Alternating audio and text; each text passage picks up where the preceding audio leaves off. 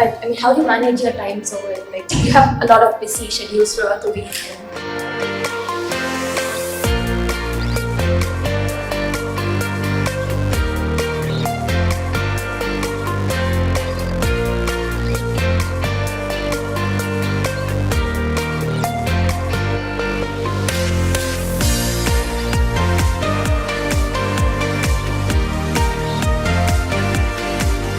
So human brain cannot take more than 8 tasks in one day.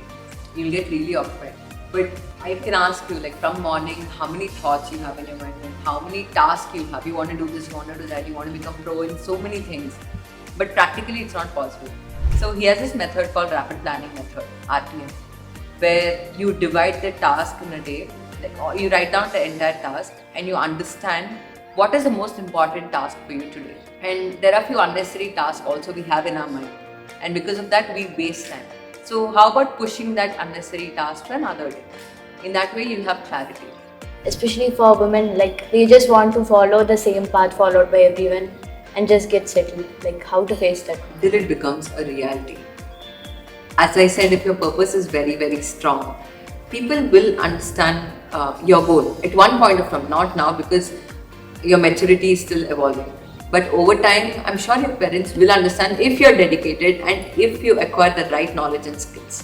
I used to like biology more, but I naturally tend to like and do better in physics.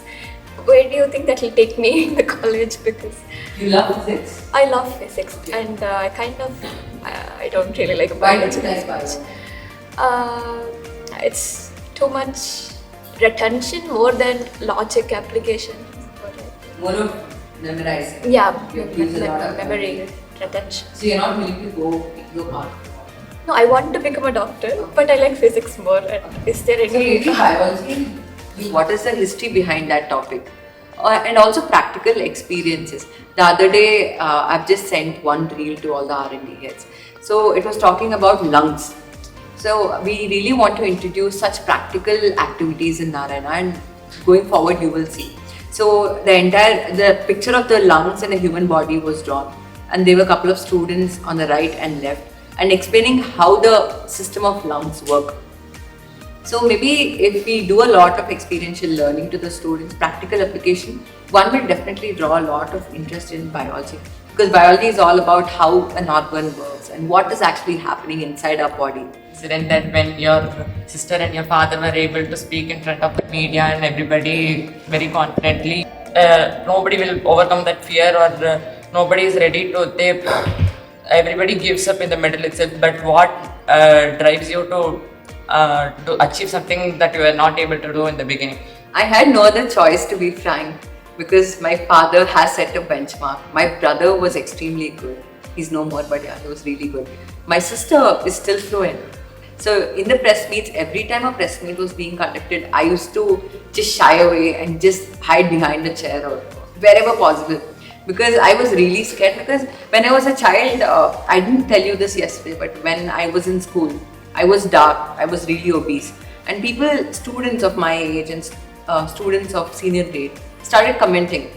And when you're dark, when you're obese, and people, when they start commenting, your self-esteem will naturally go down, and you'll turn into a most introvert child, because I already had a lot of stage fear. And what worse than that? And when I started going to press meets with my father, and when I was just sitting there, I used to feel embarrassed, because most of the people in the Narayana group, they thought I will never ever achieve something in life. They thought I will never ever get out of stage fear. And I really wanted to lead by example. I wanted to be there and just like a helping hand, holding hand to the students especially. And I should prove everyone who has let me down. The journey was not at all easy, and I went to masters in Newcastle University. I did my masters in business management. While I was there, you know how people of different race are there, and you have to present on stage.